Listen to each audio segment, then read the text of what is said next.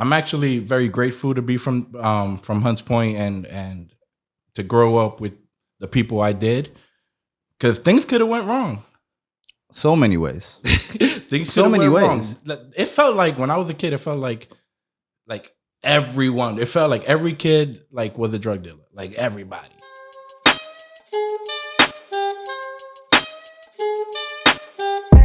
Guys, welcome to the Let's Excel Show, a platform for our people where we strive to excel. I'm your host, Excel Lopez. Here with me is the greatest live entertainer of all time. Is my man Vic, my brother from another. How you doing, Vic? What's going on, brother? No pressure. You know, you're supposed to give a whack introduction so that I don't let the people down. What? Yo, now, whoa. You're supposed to be like, this might be the worst guest of all time. And we only could go up. Okay, that's a good trajectory. You ain't right. But when it's consistency on the upper echelon. That's what we're here for. But yeah, man. I'm happy to be here.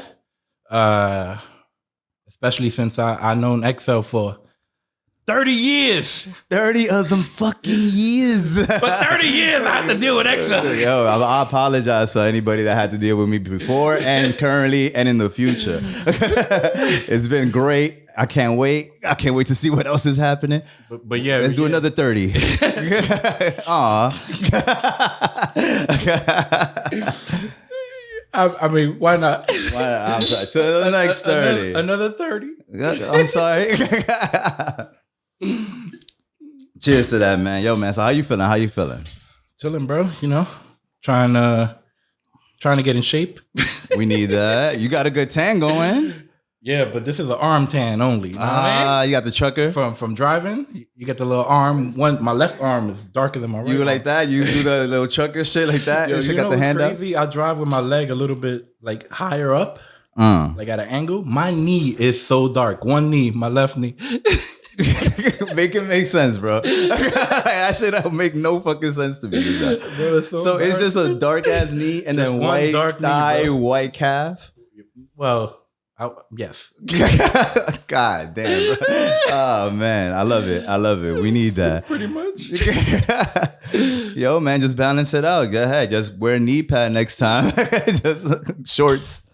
Yeah, I take a little towel and I put it on my left knee now. Yeah, we need that. When it's feeling a little hot. Yo, for real? Nah, that's different. I love it though, man. But yo, man, thanks for pulling up, bro. I appreciate you so much, man. Had to do it. We need that. Had to do it. You need to get all your 30-year friends on here. We need all them fucking just trickle them in so one by one. The people can learn a little bit more about Excel. Well, they need to know about deep, me. Dark secrets. Every one of them darker and deeper than the next one. Yo, man. So, tell the people, where you from? Well, what's good with you? You know, like Excel. I'm from the streets of Hunts Point, fam. HP's finest is right here. Yo. Nah, but yeah. I mean, I don't live there now, but that's where I'm from. That's where my mom's at. Mm-hmm. That's where your mom's at. I don't know if we should tell people this, just in case things go wrong and people want to come get us. What? They're gonna need them because then they're gonna get them autographs and then we're gonna have to move them out. But yeah, man, that's where I grew up. That's where I met a bulk of my friends, probably like most of my super close friends. That's where I met them. Even if they weren't from there, they just showed up one day. Yeah, we bring them in. We bring them in. That's what it is. I feel like we're like an adopted family. You go, hey, you know what? This guy's kind of cool. Yo, guys, look, say hi to him. Bro, literally, some of my closest friends would just randomly showed up like one day at your crib or something. Yeah. Like Chris and Renee just showed up one day. I'm like, I don't know who these guys are. They seem nice. They're here. It's sweaty in here. They must be cool. You want to be best friends for the next 15 years? How does that make you feel? But yeah, man. I'm actually very grateful to be from Hunts Point and to grow up with the people I did. Because things could have went wrong. So many ways. So many ways. Wrong. It felt like when I was a kid, it felt like everyone. It felt like every kid like was a drug dealer. Like everybody. Everybody was like in the street doing something. And somehow like it was like our little group was like, let's go play basketball or something. Yeah, we was on that wholesome shit, yo. Because that shit never interested me, though, you know? Because I always equated, like, shit like that to just jail. And I always thought jail, I was like, yo, this is what's going on in jail? I don't need this shit. I was like, I'm too light skinned for this shit. I was like, I'm definitely going down with a fight, bro. Like, I can't be in that bitch. Yeah, I was big on not wasting time. And I'm like, okay, maybe I can try it. But then whatever, if I get locked up and I got to go do 5 years, like whatever, let's say if I got to from 15 to 20 or like from 16 to 21, I'm like, damn. I'm like, that's it. Your youth is gone. Like, if it, you know, I didn't know nobody. I'm like, I don't want to do that. I really don't. So I just, you know, went to the park, played ball, did a little songwriting, did fake movies, and those are some good ass movies, bro. You know, and that's it. You know, but I think that, you know, we helped each other. You know, we helped each other stay out of trouble. We helped each other grow up and, you know, become, you know, decent people, like, you know. Yeah. And you're not a dad, but a lot of us turned out to be like really, really good dads. I'm like, shit, like none of us had dads. Yeah. Like, you know, that's crazy. Yo, I like, you know what's so funny about the dad thing? Yo, kudos to you on being a dad and stuff. I'm just practicing at being a dad. I'm making those things. Making kids. My practice game, Hall of Fame, bro. yo, that shit is in the Raptors, that game. You're one of the best practice players of all time. Oh my God. Absolutely. In that realm, my practice, top notch. Can't wait for the real show. Nah, I can wait. But yeah, man, no, like that's very important that like we like hold each other accountable, but you also take care of yours, you know, like before in our community and in our culture, like, you know, that like once shit doesn't work out with the mom, like dad is gone from the kid, like, you know, like that's like that separation is never good. Right. And then, you know, dad is doing whatever he's doing with whatever other family now he's with, you know. But the thing now is that you see fathers are there being great fathers for their kids, and everybody needs a father. Everybody needs both parents, you know, unless like, you know, circumstances are like, you know, one's gone or whatnot. But both people like play an instrumental part in a person's development, in a child's development. Bro, it is a huge advantage for a kid to have both parents.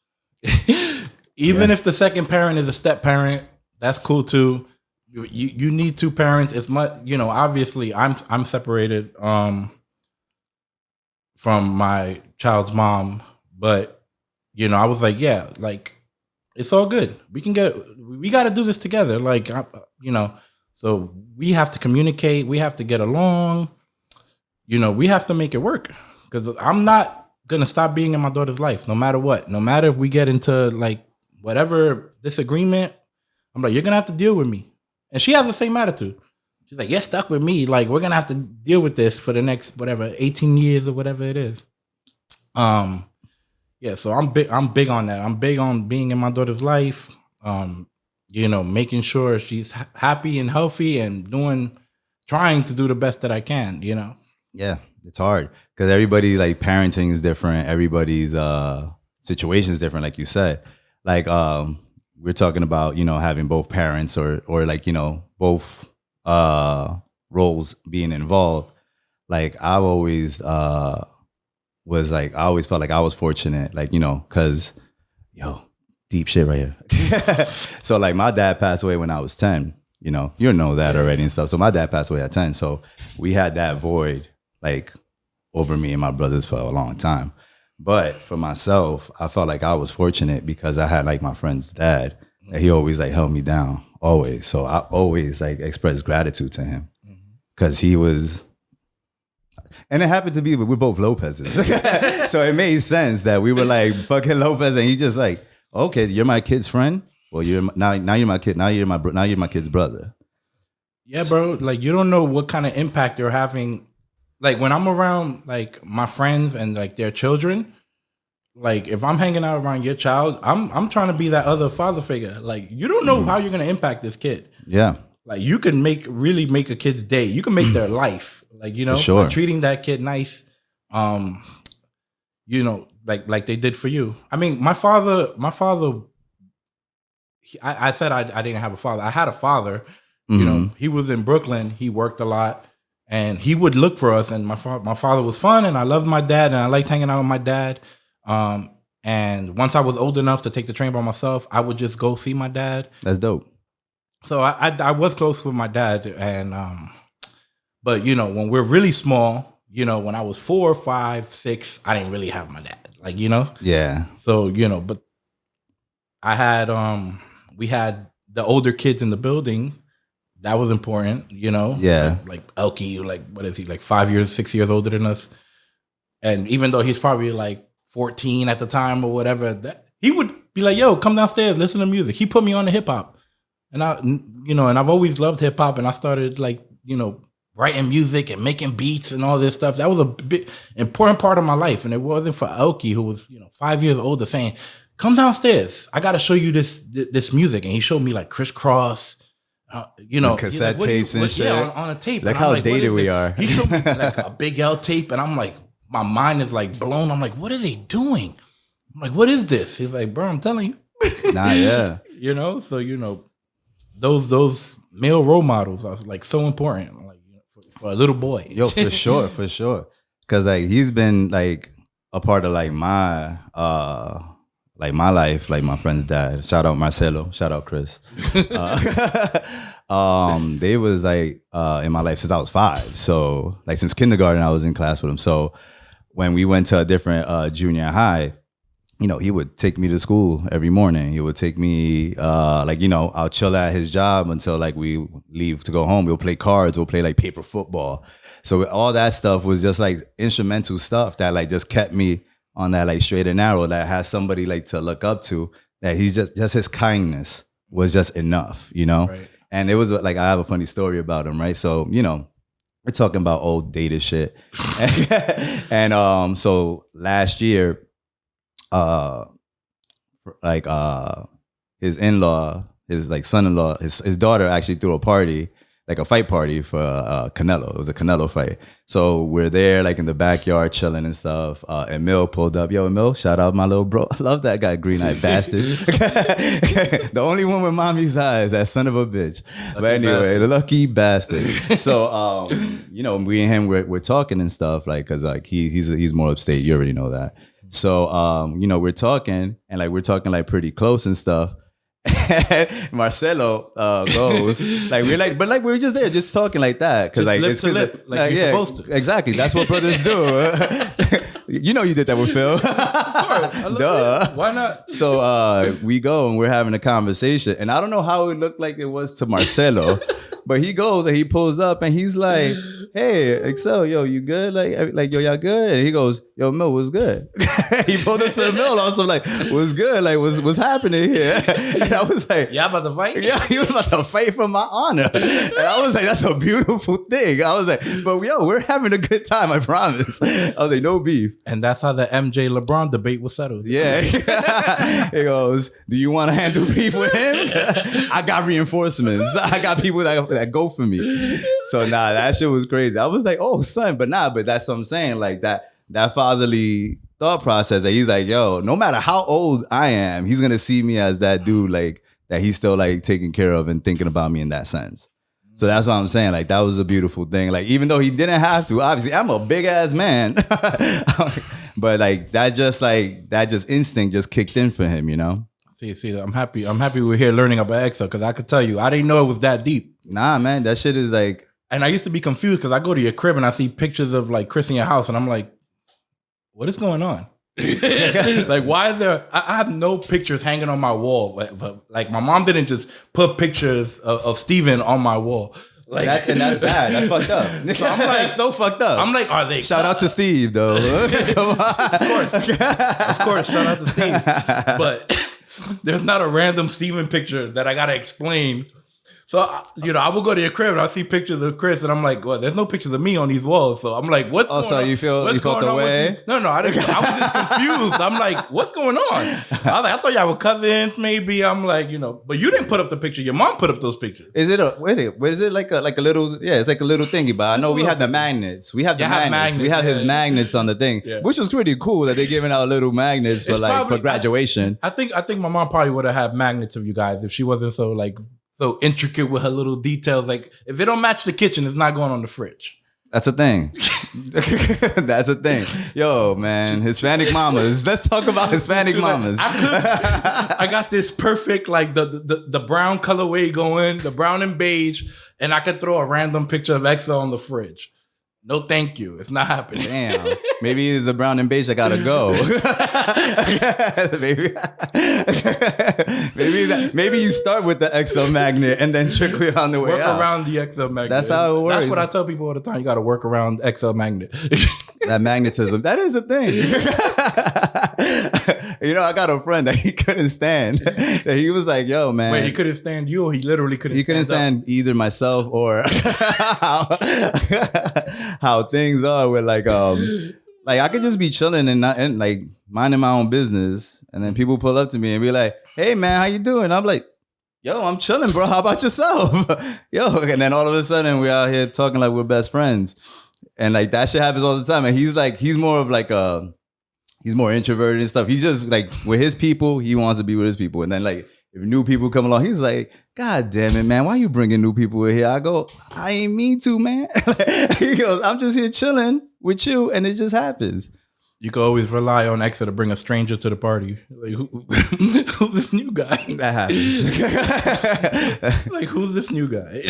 Oh man, yo. So talk about like other like memories that we had that like kind of like you like always kind of hold your hat on, that you embrace, that you love about like what we did as like growing up, or even into like our mid-20s or whatnot. The problem is when you're really young, like good memories are hard to come by. But I feel like it's the almost like the scary stuff, or the like something bad happens, you remember it forever. Every day when you're a kid, it's like every day is kind of good. Yeah, like we were outside, we were playing manhunt, playing freeze tag, steal the bacon. Yo, American Gladiators. Gladiators. Like, can we explain American Gladiators to the public? We got like. How many buildings do you think we got? Like, that's like 10 buildings in a row, maybe. Let me see. The first one was what, 831? Whatever. Damn, so bro, you're about to like 867, right? Yes. And it's by fours, it goes down. 867, 30. So that's like 34. So that might be like 12 buildings. Is it like 12? Bro, 14, whatever the fuck. I like that you tried to do that math like right now. Like, yeah, I apologize. We should have talked about this. I apologize. I do that too much. Well, actually, let me figure this my out. Calculations with the wind precipitation. So fucking But yeah, there's a bunch of like matching buildings that all have a similar layout. So it goes building, basement, building, basement. Is that like that? It's building, yeah, building, basement, building, basement. Yeah. There's these, and they're all different heights. They're all different heights, and and then we'd have to like start on one end and fly across to the opposite end as fast as possible. That's one of the many games we played. And then run back, bro, right? Run back, and it wasn't a big deal. That shit was dope. And now I can't do one building. What's that about? It's that shit called old age, B. I fucking played ball recently, not too long ago, and whatever, had a fucking blast. And then the next day, I'm here climbing up the steps, and then I felt this weird ass pinch in my left knee that I never felt before, and I was like, oh, fuck. That's what's happening now. Like the pains that you never expect. Like, you always have those same aches and pains. Like you have like what's fucked up on you? Because I got a fucked up ankle, fucked up shoulder. Bro, I got a messed up shoulder because one day I was bored and I picked up a rock and threw it. And I didn't know you can't just pick up rocks and throw them when you're a little older. Right? So if you're 30 and you pick up a rock and throw it, you will tear something in your shoulder. Don't do that. How big was this rock? It was a little rock. And I was just trying to throw it over there was a short building, maybe like a 2-story, like a little short building. And I was like, oh, and I'm bored. I'm just walking around. I'm like, oh, let me pick up this rock and let me just throw it with no warm up. But that's why they do that long toss. When you see like baseball warm ups players in baseball, you know what I'm saying? You got to warm up. And, you know, I didn't warm up and I injured myself. So I got 2 messed up shoulders. Let's not talk about baseball, man. My Mets, fuck, trauma. Poor guys. Oh my Lord. But yeah, man. So shoulders are bad. Shoulders are bad. My knees are bad, but my right knee right now is crazy because I like fell down the stairs. I missed a step. Oh man. And landed on my knee, and I thought it was just a bruise, but my knee's been hurting for like 3 months straight. Shit. So I'm like, did something tear? But it was like I banged it. And I'm like, okay, well, I guess it's over for that knee. So you banged it pretty good, eh? What else hurts? I don't have like an injured hip, but I have really bad like mobility in like my left hip because, you know, never stretched in my life. So there's that. There's bad mobility. So there's just shoulders and knees, lower back, but that's from like not taking care of yourself, not stretching enough. My neck, I'm sure I have issues with my neck, or they're all connected. And maybe if I solve one, I'll solve them all. It gets better. Nah, for real. Like one thing definitely carries over. Like I got a shit fucking back. Like it's bad. Like I can't even squat as heavy as I used to. Like that's bad. You know, like the next day, like I remember I was going to work after doing legs. I couldn't get the fuck out of the seat almost in the train because I had to legit pull myself out of the seat because I went and I tried to get up. I was like, hey, body. Hey, bro, what's going on? And then I'll go pull myself out, mustered the fucking strength to fucking get over there. Don't feel bad. There's a lot of people who can't squat anything. Shit. Because they don't ever do legs. Damn. So there's that. Yo, man. And I was, but we talking New York shit and stuff. And then I informed you about that crazy crane incident. Like, and I don't watch the news, so what are you talking about?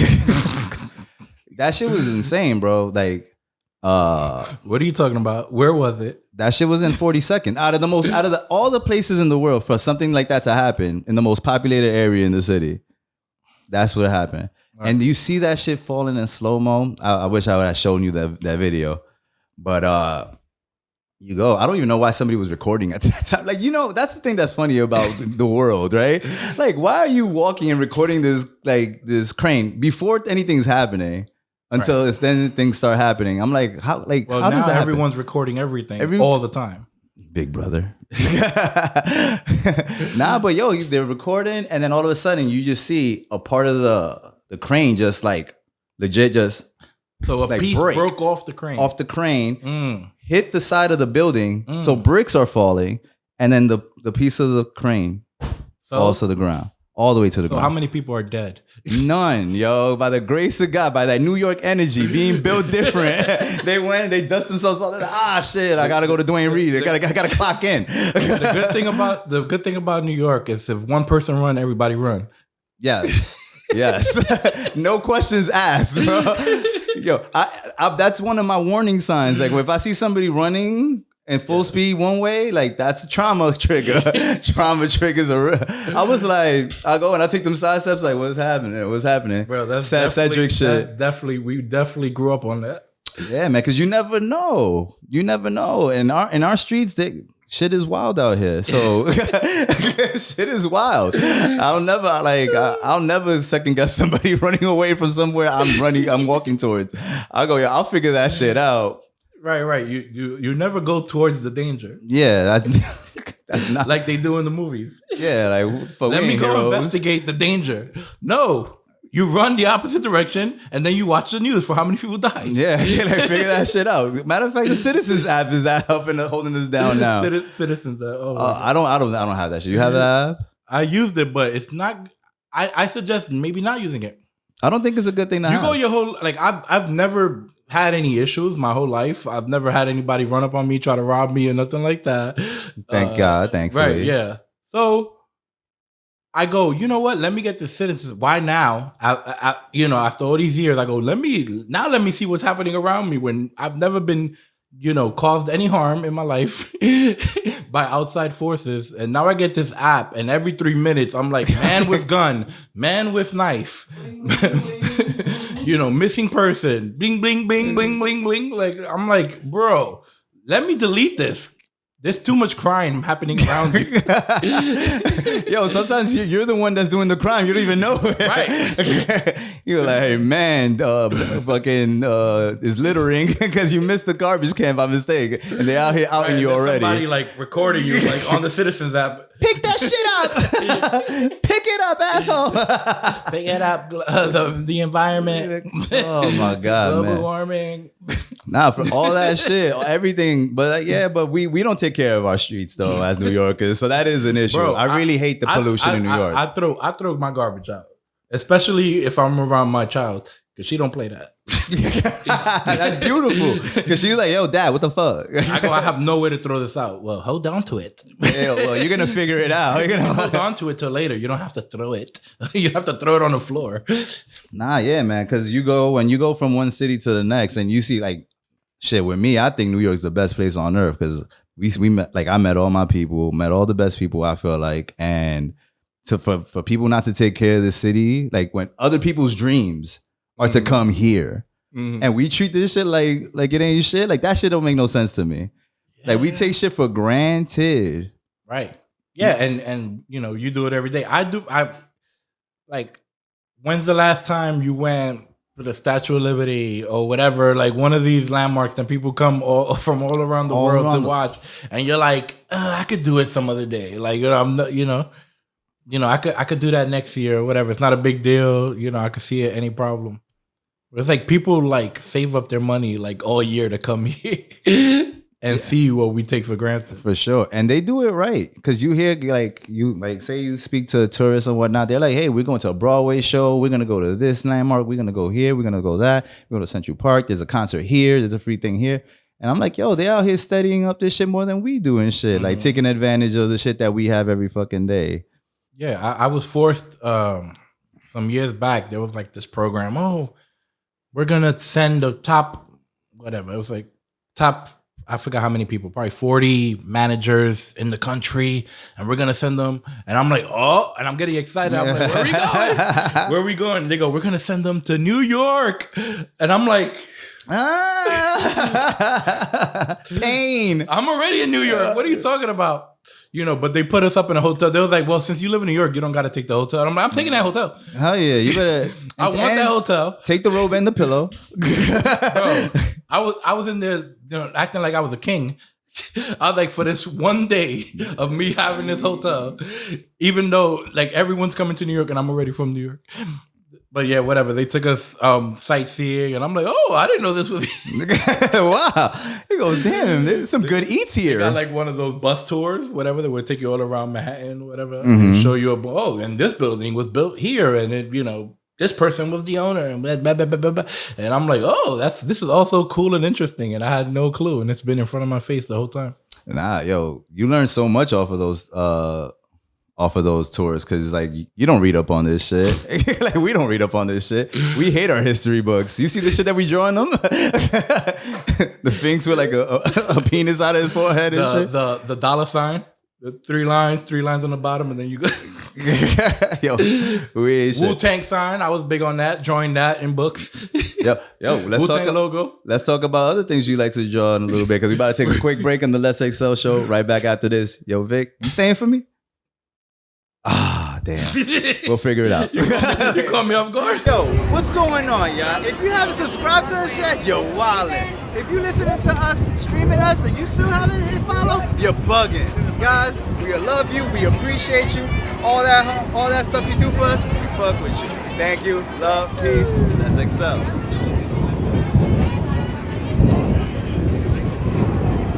Guys, thanks for holding up, and thanks for waiting to watch more of the Let's Excel show. Still here with my man Vic, man. Enjoying myself, talking our shit. I'm so happy to be here. You're doing good, man. You're doing really good. I am so happy to be here. Thank you. Thank you. Now do a Slash Stallone. There you go. Let's get all the 80s guys. That was beautiful. What was his coach? Mickey. Mickey. Hey, Mick. I don't want to beat him, but I gotta beat him. He's like, what the fuck, Rocky? Oh man, yo. So we left off on like logos, like hip hop logos that was like that you used to draw up and stuff. The WuTang logo. Yep. That inspired you. I'm not a good artist, but that doesn't mean that you don't try to draw it. If it had sharp edges, like the WuTang logo has like those nice sharp edges at the top. It's a beautiful W. It's funny because I'm kind of missed. Like I didn't get to experience that WuTang like era. I think I started like really, really getting into like hip hop like in like probably like 94. I feel like maybe not even maybe 95, 96 is when I'm like, okay, like give me Nas, like, you know. So I got to experience Nas, but not even like Illmatic. Like, so that's everyone's favorite album, whatever. I have that shit downloaded. I listen to it and I can see why, because you feel that essence. You feel that essence of the city, man. And I'm sure if you're from Queens, I'm sure you're like, I'm sure he was using all the terminology, all the slang. I'm sure he spoke like everybody from the neighborhood, which is a little different than the way we were speaking in the Bronx. But I still like Nas or loved Nas at the time. But I kind of missed the 93, 94. I kind of missed that. So, I kind of missed Wu-Tang like when they were blowing up. I did catch like Triumph, but I was a little older. But I was like, oh my God, is this all their stuff is like this? This is crazy. So what other so how do you see like how hip hop was then to how it is now, man?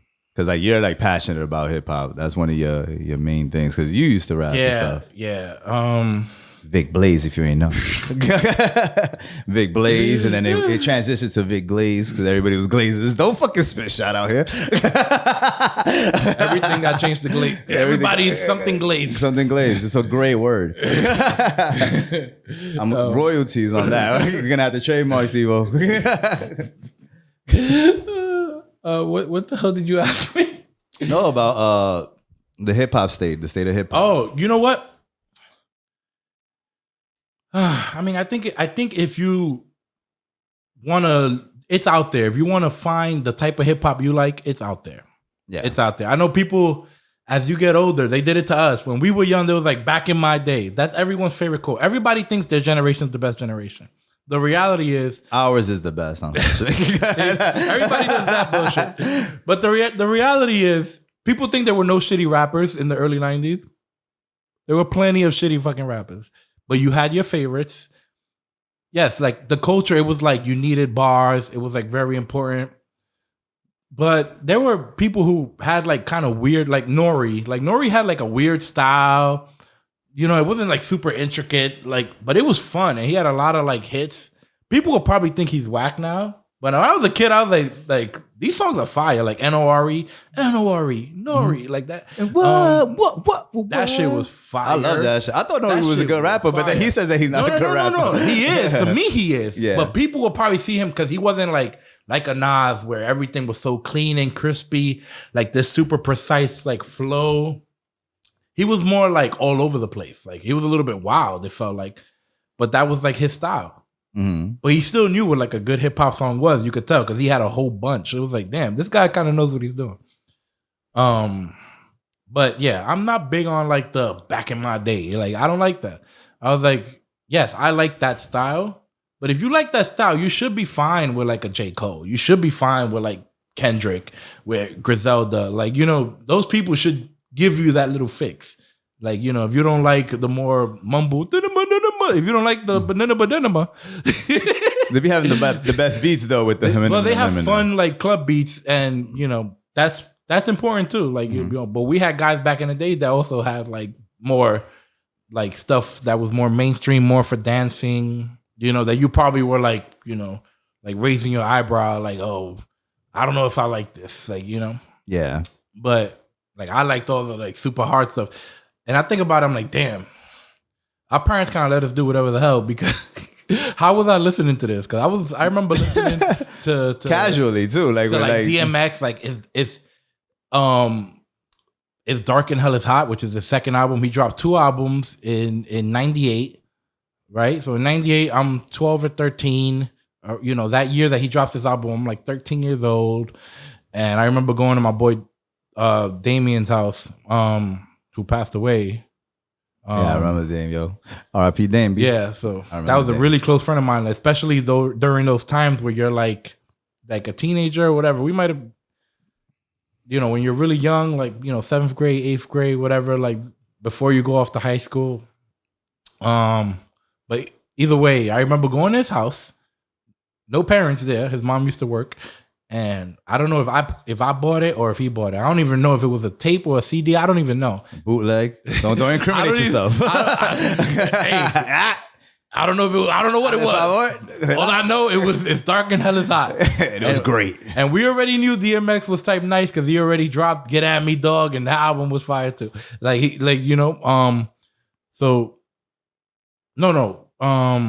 of My Flesh, Blood of My Blood is the second album. Okay.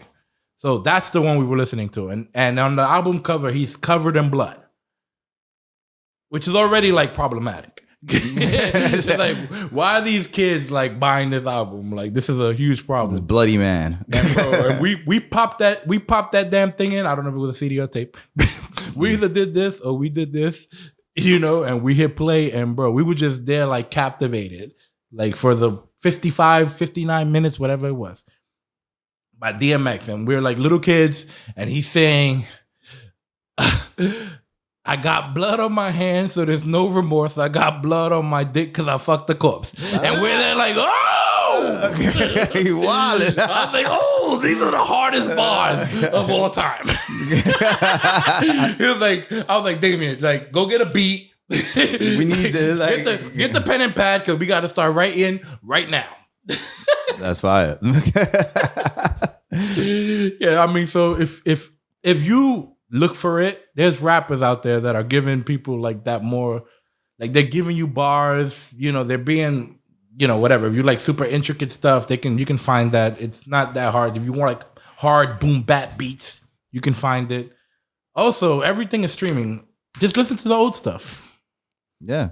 It's still there. It's available. Yeah, like, you know, listen to the old stuff and stop complaining. Like you talk about Nas and with because I wasn't that much as a big of a music guy compared to like you were and stuff. You were watching The Simpsons. I was watching The Simpsons, Mets baseball. We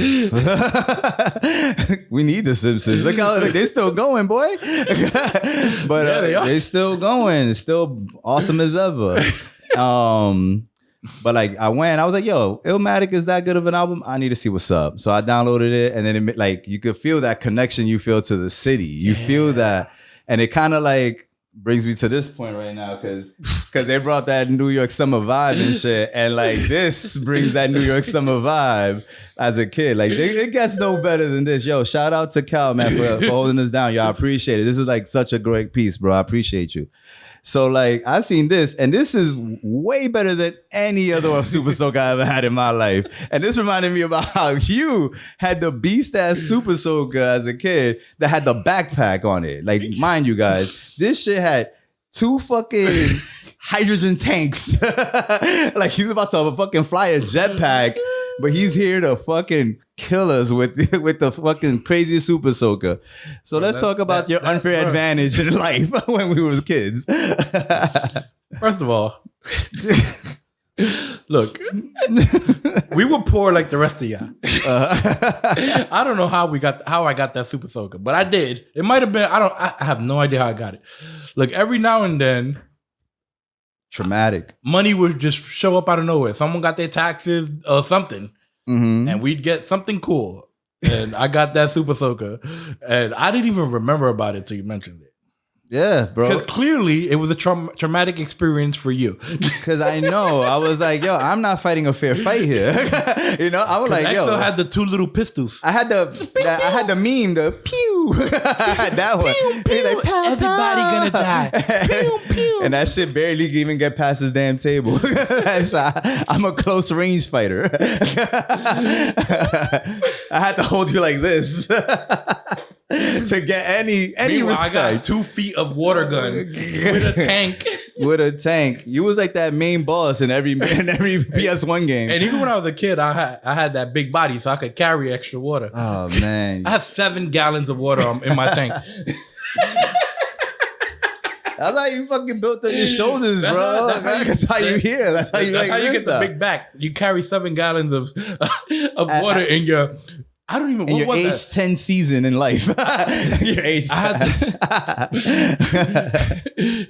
had the Elon Musk Tesla version of a super soaker. You had the high technology shit, bro. Man, like, yo, kids don't have it as good as we had it, bro. That's why I say our era is the best, because we had the bullshit without the technology. That was a good time. And then the shit with the technology that we're as adaptable to it at the same time. Right, we did get to. I was a kid when I had a computer as a kid, so clearly we got to experience that. So that's cool. So That dial up that. and we may or may not had LimeWire and FrostWire, but we didn't use it because it was illegal. We never used it. That never happened. Napster, what? Okay. I didn't get to use Napster. That was the OG. That's the original. Yeah, it was wilding. They caused all the problems. That's where everybody was like, "Whoa, hold on, what is going on here?" But yeah, I mean that's a tough thing to think about, because I'm like, damn, I kind of want my daughter to do what I did a little bit and kind of have experiences and go outside on her own and go on these adventures that I used to do. But I'm like, our parents kind of were not informed. They most likely came from another country, and then they get here and they're like, all the kids are outside, so I guess go outside. And then you would just go outside and disappear for 6, 7, 8 hours, usually until nighttime. When the sun goes down, that's when you come upstairs for dinner. Yeah, because like we were all there taking care of each other, though. You know, like everybody's there looking out for each other. Right, but still. But we still only 10 years old looking out for each Yeah, other. because it's like, I'm like, I'd love my daughter to be able to go outside and just kind of play around, whatever. And there'd be, 5, 6, 7 kids in front of the building running around and going on adventures. But knowing what we know, it's not really realistic. You shouldn't let your kids just, unless you're going to participate with them, right? Yeah. But you can't just let your kids go out by themselves. We know what our parents didn't. There's monsters living around the block, and they look like you and I, right? Good You looking don't like know- us? Yeah, you don't know. Yeah. They look exactly like me, actually. Wholesome? They have the same haircut. Diablo. Nah, but you really don't know what a bad guy looks like, right? So you kind of, bro, I was thinking about this the other day. Me and the guys, Jay, Mike, whatever, my other group of friends when I was a little kid, because I was like a kind of a friend hole. You're a whore. I was then what XO is now. Great person.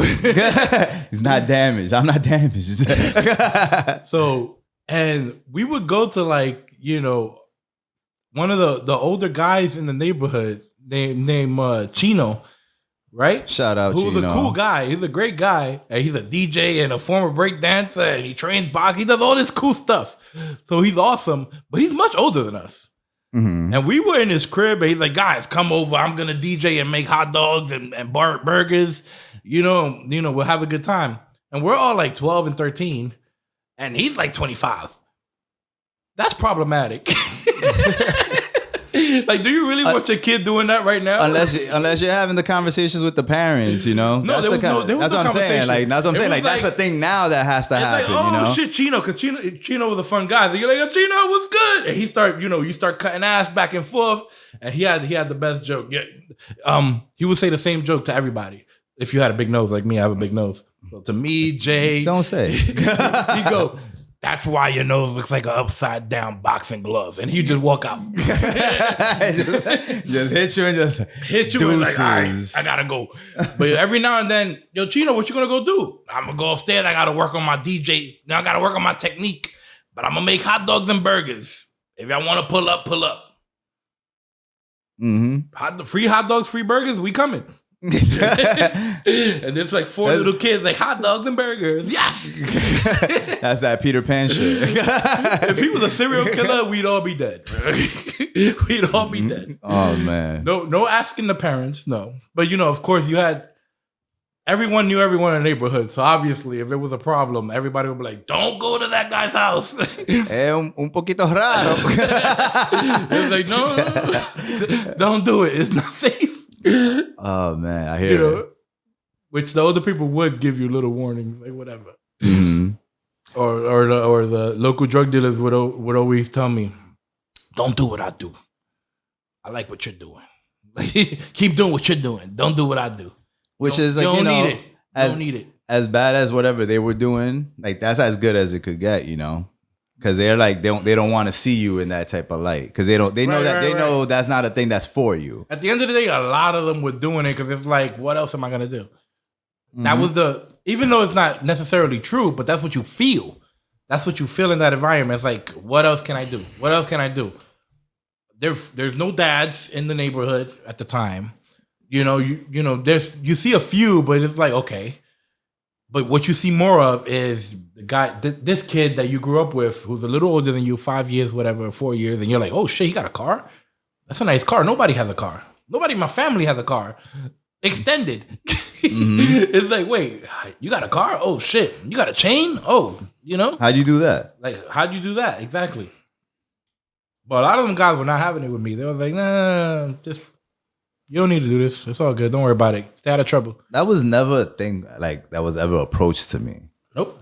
I was never approached on like, yo, son, you trying to move this shit? Nope. And I'm so glad that people seen that wasn't a thing. That I was approached in the opposite way. It was like, nope. What? And I'm the oldest. There's no big brother to guide me. There's no father to guide me. So it could have been very easy for somebody to be like, yo, bro, come chill with us, whatever. And, I'll put you on to this or whatever. And I'm like, what else I'm going to do? Yeah. And it just didn't happen. You know what was our crack? Basketball. That's exactly what it was. Because that's the shit that keeps me like level-headed to this day, honestly. Because basketball is my first love.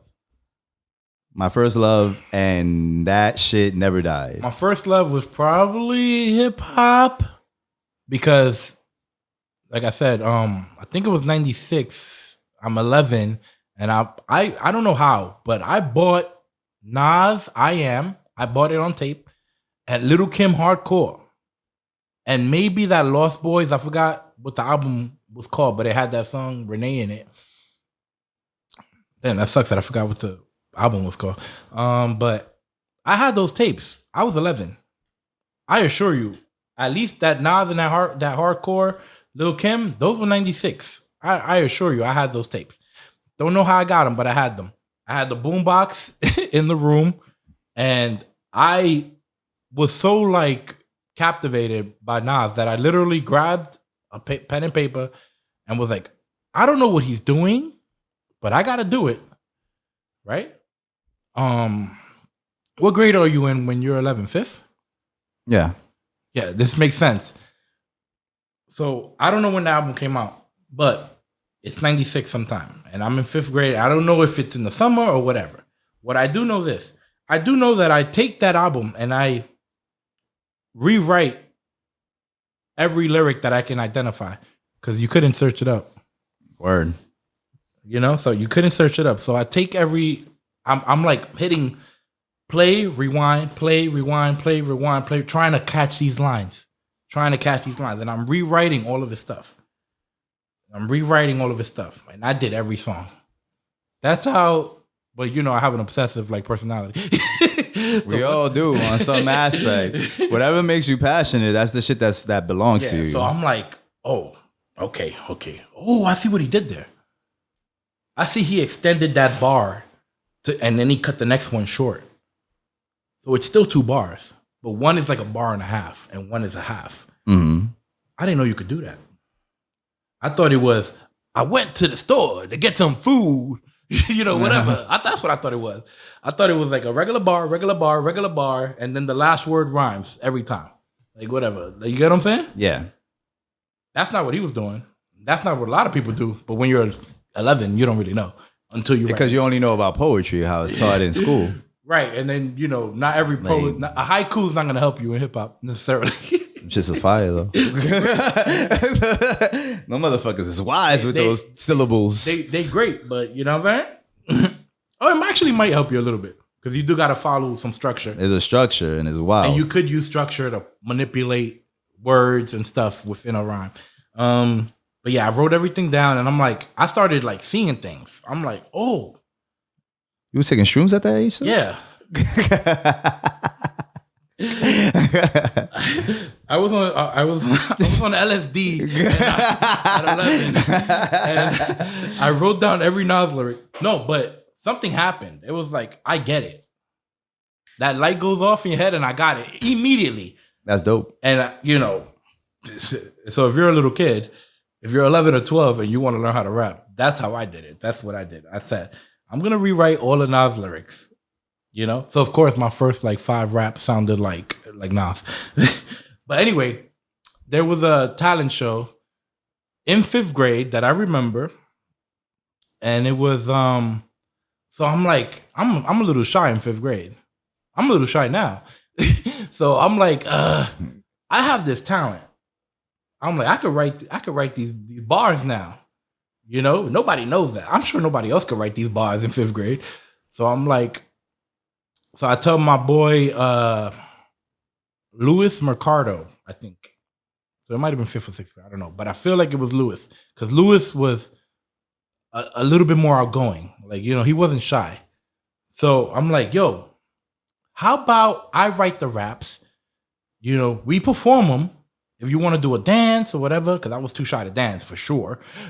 But he was crazy. He would dance on stage. He didn't care. And then we get a girl. I think one of the girls, her name was like Alana. I don't remember the other girl, but it was Shout 2 guys, out to 2 Lou girls. and Alana. Yeah, so Lou and Alana for sure. I don't remember who the other girl was, so I feel bad. But so I wrote these raps. I wrote a verse for me and a verse for him. It was like Christmas related. It was like Christmas bars. Damn, Chris Kringle about to get it. Oh, okay. Very wholesome. I thought he was about to come at Blitzen, bro. that's a thug one. So I was doing the Mariah Carey Christmas album before Mariah, you know what I mean? Fake. But of course I was gonna be too shy to do this. I don't even know. That's when I found out. I was like, oh, I'm a little too shy for this. So day of, I'm like, you know what? I'm like, how about you spit these bars? And I'll just like be in the background, like whatever. Mm-hmm. But I did write those rhymes, and they were a big hit at this talent show. And it was even to the what beat was that?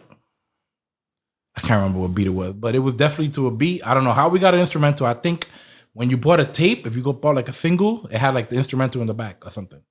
That's what we did. Yeah. Yeah, right? I think On the B side, you would get like an instrumental, and it's like, which is dope. that's fire. That's fucking dope. I mean, you don't need it now, but yeah. for the time, that was fire. Yo, but when are you gonna write some shit like that for the podcast beat? What are you saying? Like bars? We need bars for it. That's a thing. That's gonna be a thing. You know that, I'm right? retired, but I mean, I could come out of retirement maybe.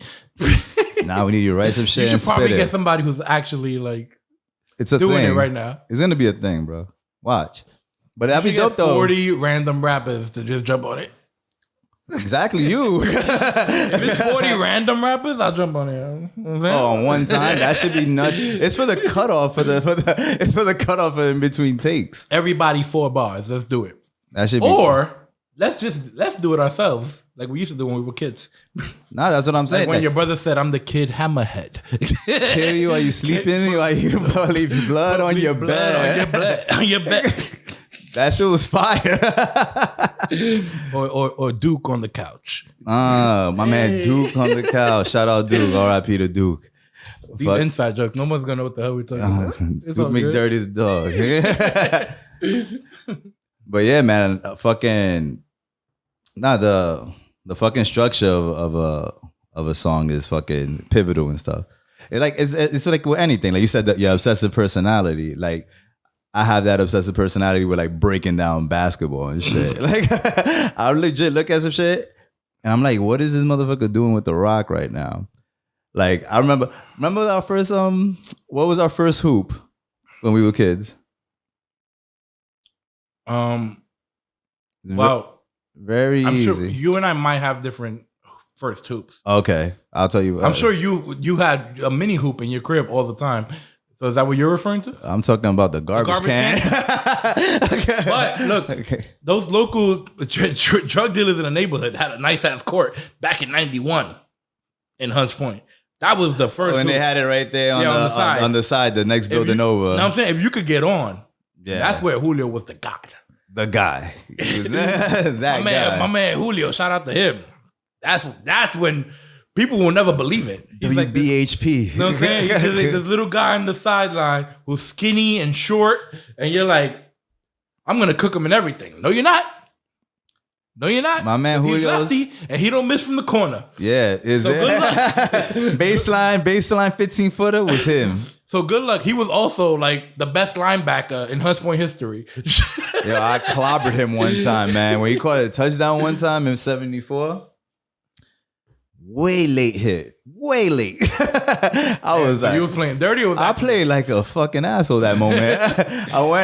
He went, caught the touchdown, landed, he's there, and I go, I'm moving too fast.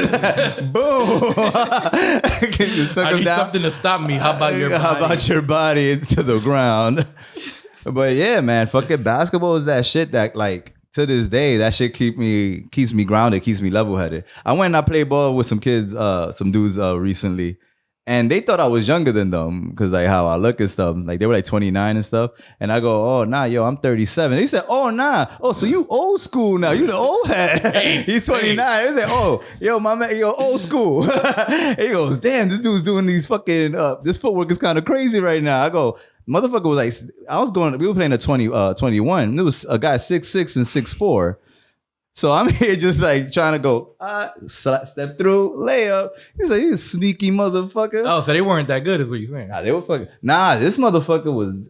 You 6'6" and you let a 5'9" guy score on you. I don't know. And I caught a clap. Oh. You let a 5'9" guy clap on you and see you 6'6". I don't want to talk to you about basketball. Shout out to that. I don't want to talk to you about basketball getting clapped on. Yo, man. So, there you go. That was your therapy. That's my therapy. But yo, man. Go ahead. Before you bring up these old school like ball players, like now we're the old school. Not really, because I don't know if you remember High Flying Mike and his dad Pops. Shout out to Pops. He hated me, but bro, Pops was such a good ball player, bro. That dude had the gun on him. He wasn't missing jump shots. You cannot leave him open. I love High Flying Mike was one of my favorite players, man. High Flying Mike is probably like my favorite player to play with, probably because he was so unselfish. He worked so hard. He defended you. But you ain't have to worry about nothing because he was doing all the trash talking. He was getting in people's faces, like, you know. And he could jump out the gym. Dude is honestly I think I've seen guys jump pretty high, and I used to jump pretty high when I was a kid. This dude off your bunk bed. No, I used to jump pretty high. I used to jump pretty high. Pretty high. Only a few people seen it. You know who's seen all my highlights? Johan. Shout out to Johan. Can't wait till you get home. He goes, oh no, yeah. High Flying Mike, that dude had the most bounce. Probably 6 feet tall, skinniest legs of anybody ever. And had this incredible bounce. He was so much fun to play with, bro. So I'll never forget that. I love that shit. Yo, man, thank you for showing up, man, again, bro. I appreciate your conversational tactics, man. It's been a pleasure. Yo, man, Vic, man, I can't wait to have you back here again, bro. All right, let's do it. You already know. Guys, you already know. Like, comment, subscribe, share this shit. Because, you know, our people are doing dope shit, yo. Y'all should all see it, too. Yo, bro. From one tribal chief to another. Let's go, Oos. Yo, take it easy, guys. Yo, what you gonna say? Let's excel. Every day. Every fucking day.